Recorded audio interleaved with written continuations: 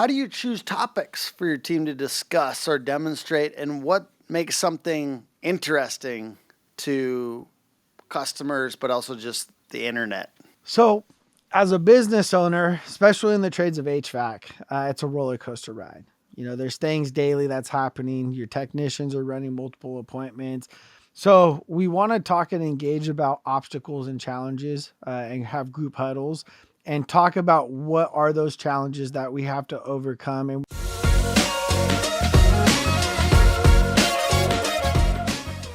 Hey, how's it going? It's Tim Brown, and this is the Plumbing and HVAC Hustle Podcast. And today, I've got J-Dub Moneymaker from Royalty Heating and Air and HVAC Masters of the Hustle on. How you doing, sir? I'm doing good, Mr. Tim Hook / Brown. / Brown, baby. And why do you think of having you on top talking about showcasing your team? I think that you want me on because I do that very well within my team at Royalty. Yeah. I like to showcase them as the front piece because at the end of the day, they're the ones giving the best customer experience. They're the one out there giving the customer experience, right? So always showcasing your team. Why do you highlight your team's efforts more than your own in your marketing? I think it's important to really highlight your team's efforts. The reason why is because it gives them a sense of pride, right? It continues also with the culture of the company as well. And then also by you showcasing them, also it's a sense of just not pride, but also just like being different, not other companies, that they've worked at before do videos and showcase them and things like that. So I want to show them that there's a different side of HVAC.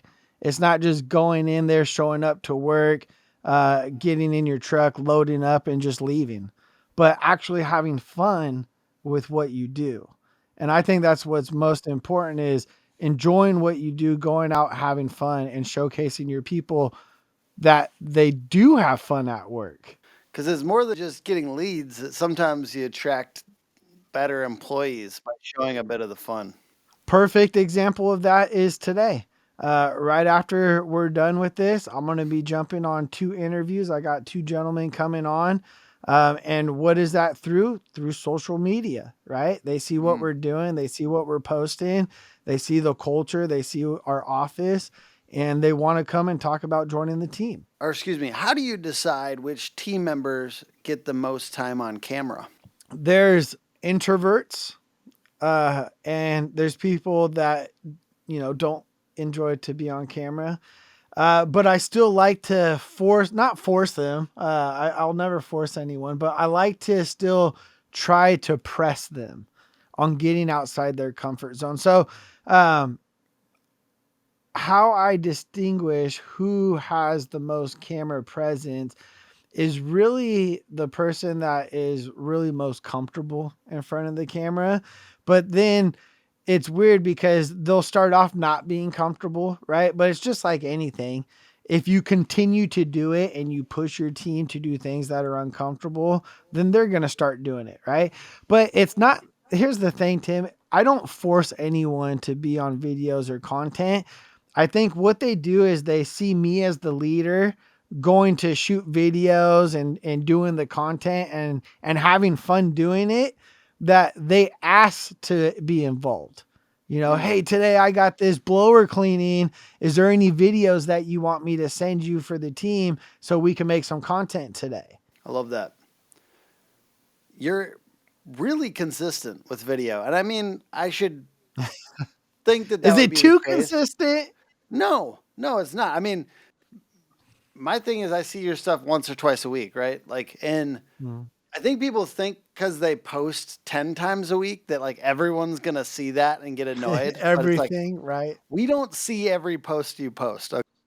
The best ones because they got liked by 10, 20 other people that know us and know you.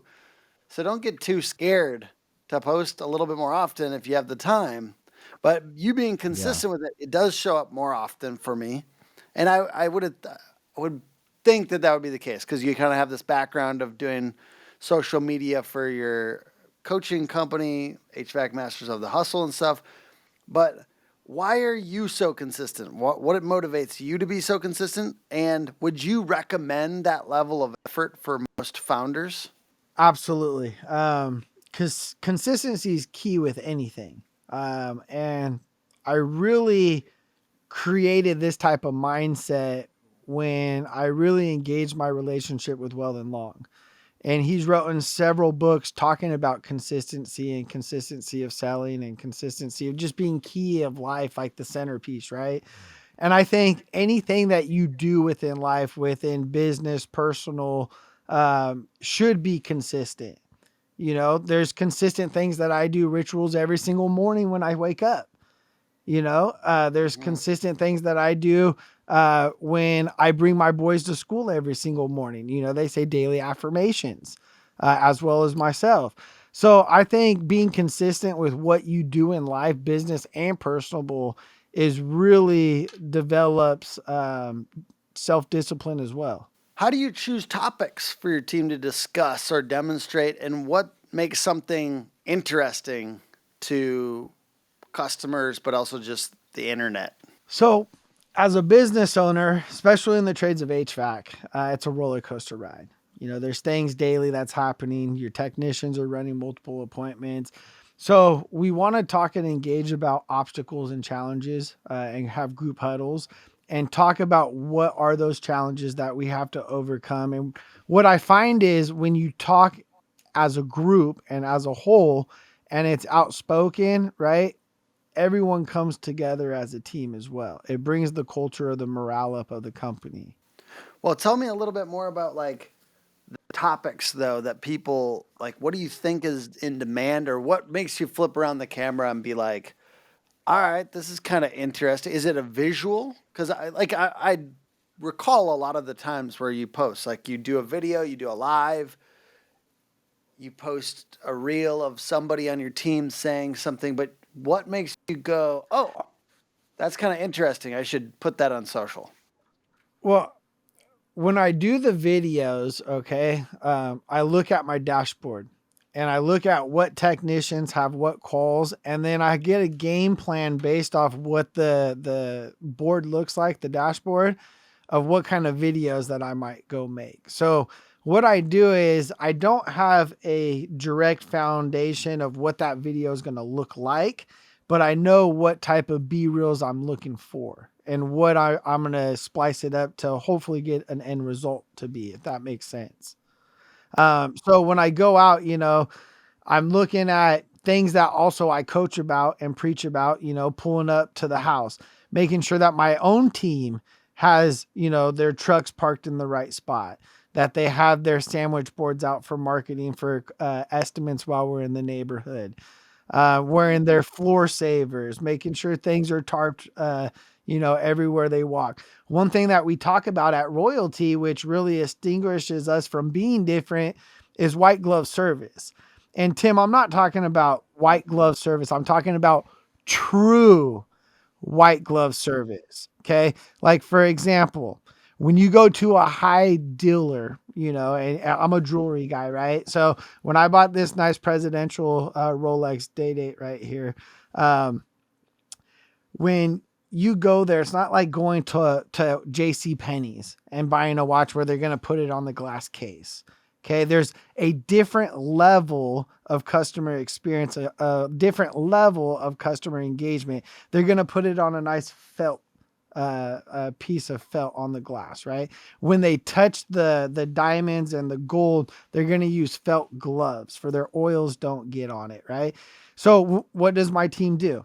When we install the nice Nuva thermostats, we're wearing white gloves. When we're taking down the registers to go chemically clean them outside on every install that we do, we wear white gloves.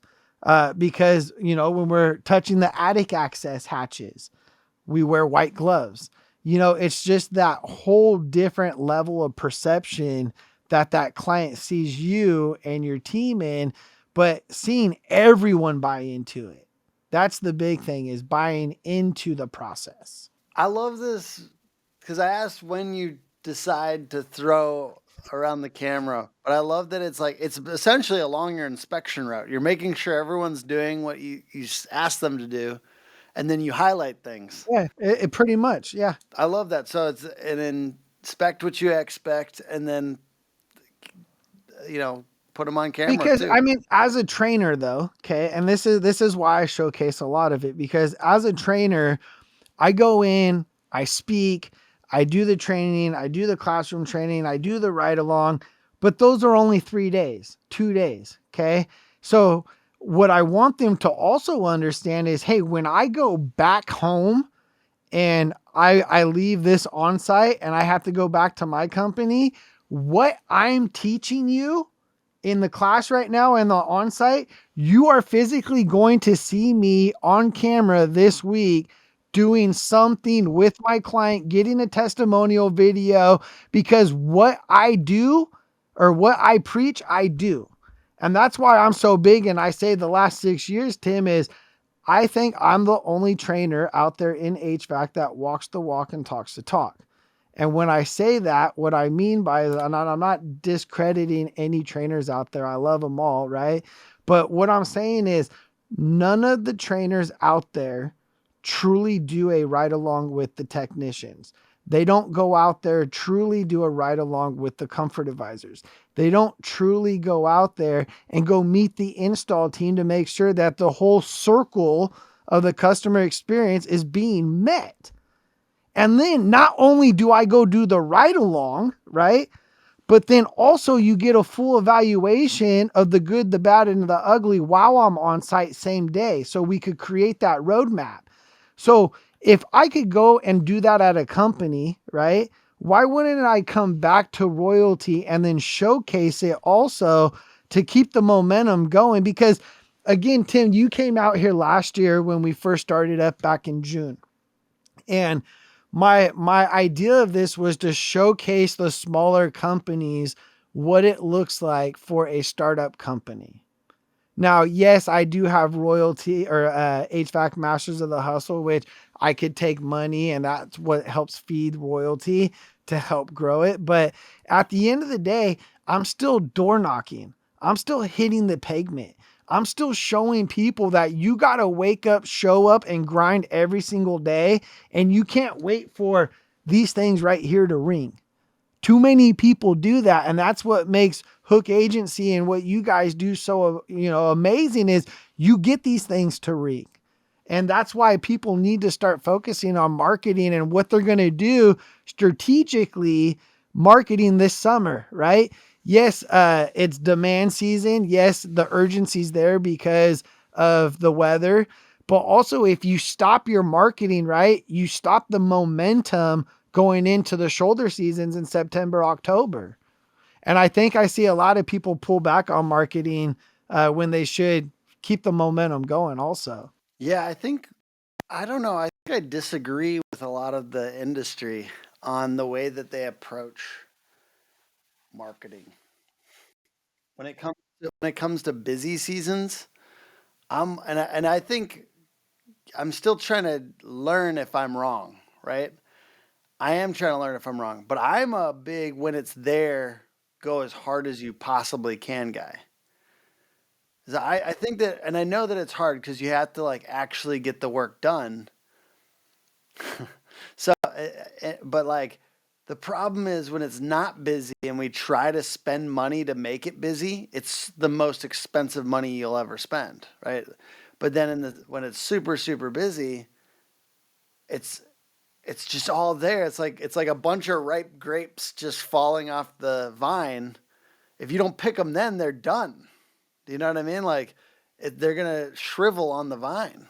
So tell me why I'm wrong, Jason. Why is it that this entire industry is like? Is it because technicians are just so hard to get and then they freak out if it gets so busy? I think a lot of people don't know how to demonstrate work-life balance. And I think people get overwhelmed and they get stressed. And I think they get stressed in the daytime, in the beginning of the daytime, and it just filters throughout their day. And then they get overwhelmed. And then, like I said, summertime, when technicians are running 6, 7, 8 appointments a day, you're getting to the point where you're also running through opportunities, but you're also stepping over dollars to pick up pennies. You might have a great opportunity. And I talk about this all the time, Tim.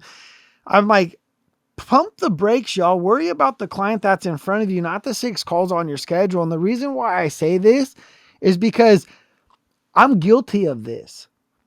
Back in the day when I was a comfort advisor, I would be the guy that maybe I didn't see opportunity, but I had both decision makers there. I had the right setup, right? But maybe in my eyes, I didn't see opportunity. So I ended the call early, ended up packing up and then going to the next call. And then you know what? The reason why I went to the next call, because in my mind, it sounded like a better opportunity. But you know what, Tim? They no-showed me. Mm. So, and I see that all the time. It's like we'll rush to get to the next call, but we don't know what the next Yeah. call is. There might I be, saw life happens. I saw somebody asking for the feature on House Call Pro user group, which is like, can we make them unable to see the next call? Yeah. That's exactly for this reason, right? Like people running away from what's in front of them because they think there's an easy sale next. Many homes suffer from inefficient HVAC systems due to leaky ducts, leading to uneven room temps, lost airflow, and higher energy costs. AeroSeal's innovative sealant technology targets and repairs leaks, improving airflow and efficiency. Increase your customer satisfaction, increase sales, and offer a unique market advantage. Become a leader in HVAC efficiency. aeroseal.com. Mm-hmm. Yeah. Like they might be at, a diagnostic and then they know their next call's an estimate, Mm-hmm. and their diagnostic might be a warranty call. Mm-hmm. But there's still opportunity. There's duct cleaning, there's this, there's, multiple different things that they could offer. But their mindset is on the next call, which is the estimate, right? So they step over the dollar to pick up the penny. They get to the estimate. And like I said, there's different scenarios. It might be a renter tenant situation and you're dealing with the tenant, right? And the homeowner lives in a different state and they're not even answering their phone. So there's way different scenarios that I see all the time. So I always tell my team at Royalty, as well as I go around and train and coach, is take your time. Worry about that client that's in front of you. And again, give them the best customer experience possible. And Tim, let me ask you this question. Actually, I'm curious. Um, Tell me about the last time you received good customer experience. My mind goes to this really great restaurant here very close by that's new. That's like kind of that next level service. Like the chefs are obviously Okay. like passionate Love about it. their work. The server Yeah. is a Japanese Italian restaurant. Uh, Japanese Italian. Okay. it's pretty cool. It is And called what may San Husan. It's right by. It's in the middle of Minneapolis. San Husan. If anyone ever comes.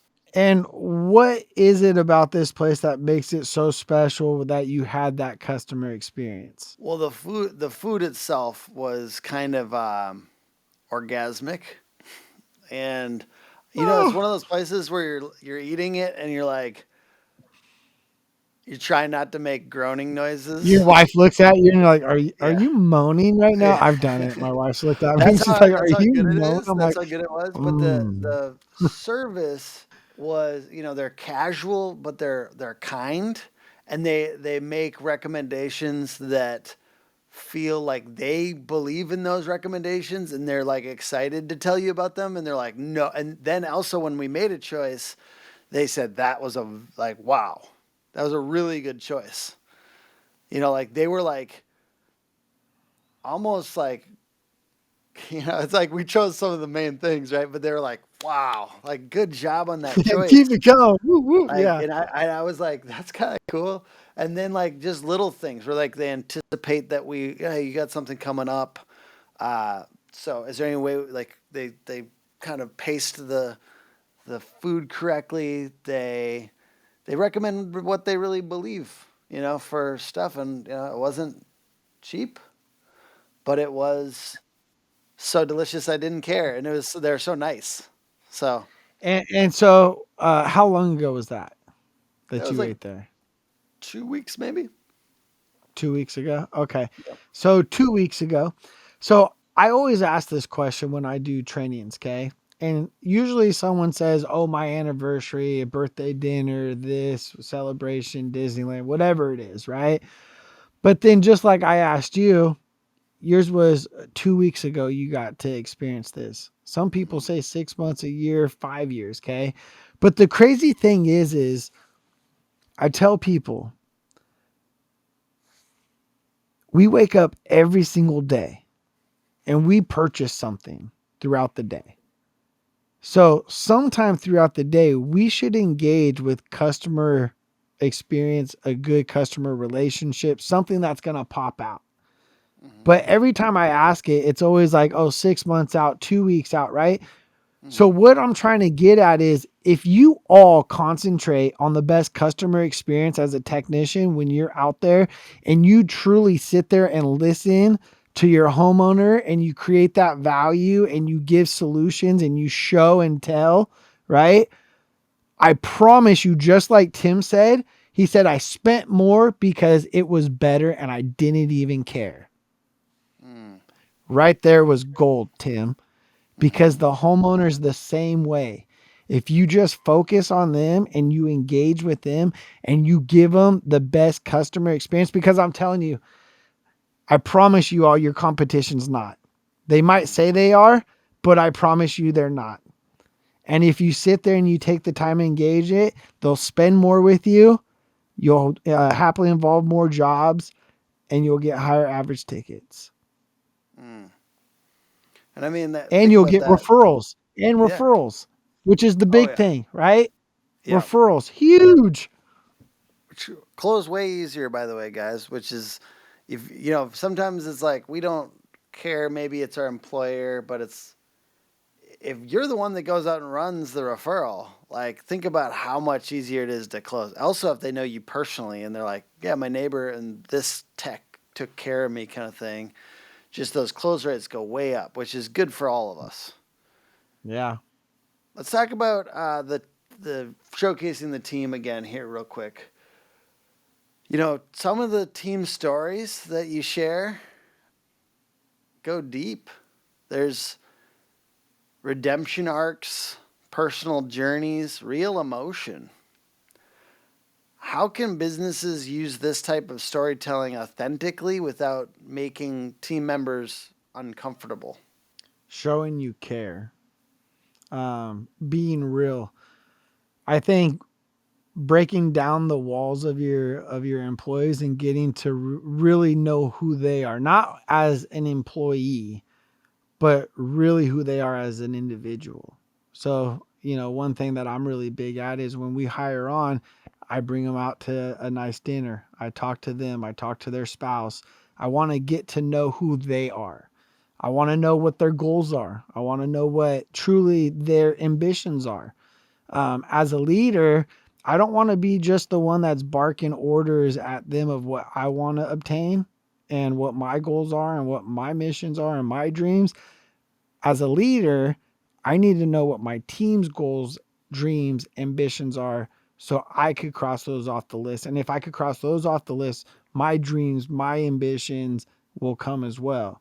So I think really just understanding your team and getting on a deeper level and really showcasing them on a deeper point than just an employee and they understand that, and you have the open door policy where they could just come to you for anything. And I think me being a trainer and a mentor, I think allowed me to really shape that the last 6 years as well, because a lot of people feel really comfortable to be able to open up, and talk about their deep journeys and their deep darkest secrets, man. As a trainer, I've heard some dark shit. Mm. So there's a line. are Yeah. are there any like pitfalls to avoid when showcasing your team in marketing? Say that question one more time. Are there any pitfalls to avoid when showcasing your team in marketing? What do you mean by pitfalls? Like, is there like, for instance, like sometimes it hurts. Like if you showcase somebody a lot and then they leave. Um, is there Oh, anything? Is there anything that you've found that like you kind of shy away from now, or recommend against if somebody was trying to showcase your team on video or other ways? So I've had a couple employees come and go since we started, but I don't think as of showcasing or you know being apprehensive of having their video or their content still up. No, because I think it's always a learning experience for everyone, the good, the bad, the ugly. And that's what the whole point of the journey of royalty is, me showcasing everything behind not just a lens that's perfect, but, a true what a startup looks like. And I'm hoping that Tim comes again the next couple months so we could uncover what's happened the last year, because, there's been a lot of growth, and with growth there's growing pains. And with growing pains is always got to be a student, and you got to be adaptable, be able to adapt to different things, be a chameleon. And I got a lot of things that we could unfold and talk some good stories and make some good videos. And a lot Well, of growth experience. my main thing, I was telling Jason before, I said I want to do this again. It's good. That video is cool. That video is sick. The how to start an HVAC company, and people are finding it for how to do a startup HVAC company. So, and I get compliments. I see the comments come in. That was a And great video. it was a lot of work, but it was really cool. It ended up really good. It's like one of those things where maybe not everyone is putting in that time and effort on HVAC videos, but like I see this industry as a extremely cool opportunity. And as a person that I want to be committed to this industry for a long time. So I'm going to keep on trying to make ones that are a little next level that people haven't seen before. Yeah. I told them we need to see new problems though. I don't want to make it a boring second video. So, and I always say that because Grant Cardone said like, I don't want the same old boring problems that I had last year. I want new problems. And that's a really good way for me to look at it. Cause then it's like, I know there's going to be problems at the next level. Do you know what I mean? Like, but I want it to be different ones. I don't want it to be the same one. Last couple of years I was like just trying to get my revenue up, and now I'm like doggedly pursuing profit, right? And it's a new problem to get better and better with that particular piece, and to like pursue math and like pursue tracking and stuff. So you just got to tell me what these new problems are. I'll come out and document them, and we'll make it fun again. And I don't know if we're going to be able to get Trent out again, but we'll figure out a way to make it crazy and fun. I'll get Cheeto out here. Trust me. That was pretty fun. And him and I had a lot of fun at AHR. It was crazy. We got like 7 million views or something. He just gets views no matter what he does. I gotta actually shout out to the event, and I'm sorry I'm using your platform for this, but dude, I just went to probably one of the best events that I've ever been to, and it was put on by Rude, and it was in Las Vegas.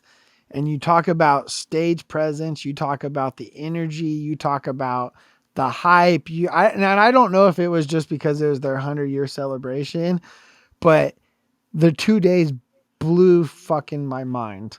I'll tell you that. Like I've gone to so many events. It's really hard to impress me. And this just blew my mind, bro. Like, nice. What was so cool about it? So I can try to incorporate it into our next event. It was just the way that everything flowed. It was just high energy from start to finish. Yeah. I didn't want it to, like, no one wanted the day to end. Everyone wanted everything to keep progressing. The people that they brought in for the entertainment, we had a private concert with some high level performers, and it was just like I don't know. They just made it feel really homey. Like just so welcoming. I've never been to an event that was just overwhelming welcoming like that. Well, I'm always excited about whatever I just got done with too. I just got done with Bold Advanced Leadership Training. Yeah.